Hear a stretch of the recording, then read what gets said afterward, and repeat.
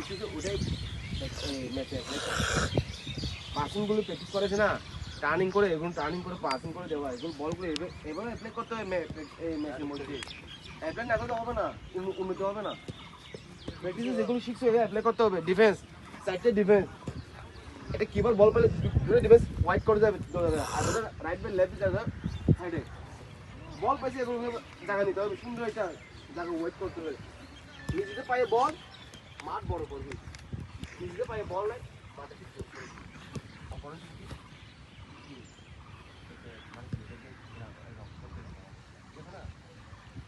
বলে নাকি আমরা অ্যাটাক করবো, মাঠ বড় করতে হবে।